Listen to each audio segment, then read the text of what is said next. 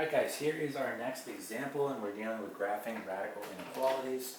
Okay, so this is very similar to graphing linear inequalities, where you go ahead and graph the function, and then you pick a test point, and a test point helps you determine if you're going to shade above or below the line, and that part where you shade all those points will satisfy the inequality. Alright, so what we need to do in this particular problem first is we need to go ahead and graph it. Now when we graph it, we're going to rewrite this as y equals, so we're going to take out the inequality, and we'll have y equals the square root of x plus 2. And there's a couple of ways you can go about graphing this. You can put it in your graphing calculator, use the table feature, and just get a list of values, and you can go ahead and plot them on your graph. Or you can do it by hand. Alright, so in this problem we'll do it by hand. And we only need about 4 points to get a pretty accurate graph. So we're just going to pick like 4 points here for this problem, and that will be good. So let's make a quick table of values. So x, y, we'll pick 4 points. That should be good.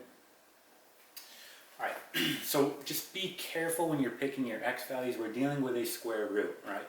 Meaning you do not want to pick a negative number, because think about it, you plug a negative into here, you're going to get an imaginary number, and we're going to have difficulty graphing that, right? So you don't want to pick a negative number here.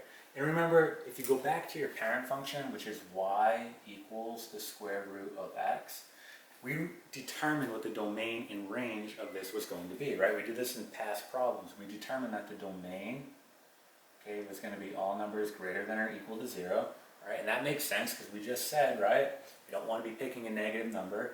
And we also determined that our range here is going to be all numbers greater than or equal to 0, okay?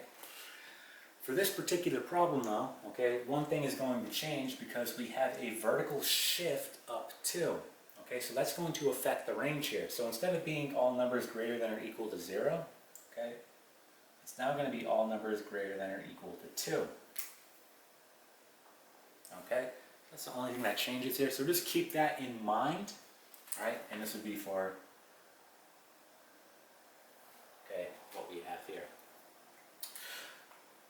So let's go ahead and just pick in some of these values. So we're going to put, we'll do 0.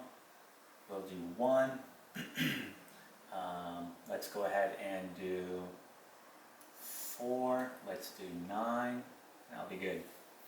Okay?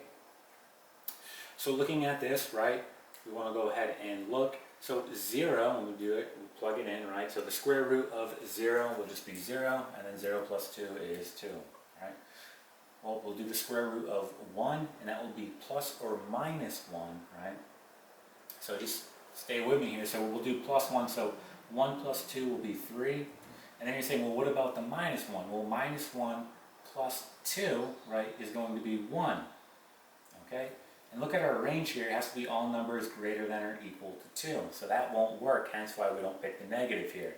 Right? Same thing. Take the square root of 4, plus or minus 2. Well, we'll do the positive 1 first. So 2 plus 2 is 4. If you try to do the negative number, you do negative 2 plus 2, which will be 0. Look at our range. It has to be greater than or equal to 2. It won't check out, right? Hence why we don't pick the negative. All right, and you can keep doing this. So the square root of 9, again, plus or minus 3. So do the positive 1 first. 3 plus 2 is 5. Try to do the negative.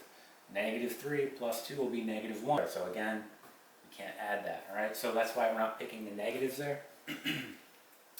So we have our values, and we want to go ahead and graph them now. All right, so we'll do this fairly quick. So we're going to go 0 and then up 2. So 1, 2. So make a point. And we're going to go over 1, up 3. So 1 and up 3. And we're going to go over 4. So 2, 3, 4, up 4. All right. And we're going to go over 9. So 5, 6, 7, 8, 9, and up 5. And when you go ahead now and draw in your graph, make sure the line you use is going to be dashed, right? Because we're dealing with this type of inequality, meaning it's not equal to. If it's equal to, you draw a solid line. When it's not, though, we draw a dashed or dotted line. So make sure that this is dashed, Okay, so there we go. Point, having trouble drawing straight lines. All right, so now we're almost done. We just want to pick a test point now, either above or below, okay, this dashed line. So remember, we don't want to pick on the line because it's dashed, right? So it has to be off the line. And I always recommend when you're doing inequalities to always just pick off the line, even if it's solid. It just keeps it much simpler, all right? So and it keeps it easy to remember things. So I'm just going to pick a random point that's not on this line. I'll pick right here. So we'll pick 1, 0. So we'll pick right here. We'll test this out. 1, 0. So let's go ahead and test out that point. Now, if I plug this point into this inequality and it comes out being right, meaning it satisfies the inequality, that tells me that I picked the right region, meaning below the line, and I'll go ahead and shade. If this doesn't satisfy, it tells me that I picked the wrong region and I need to shade above. Okay, so that's how the test point works. So again, just make sure that you're within your domain where you're picking a point that's greater than or equal to 0.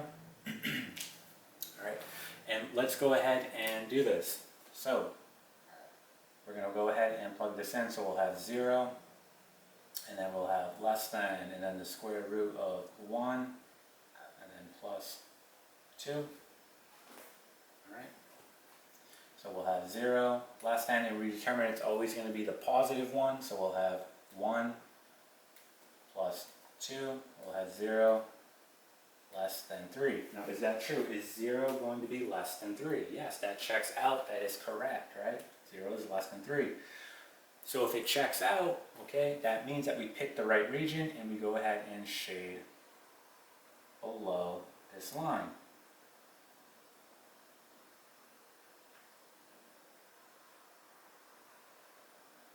Okay, and that's it.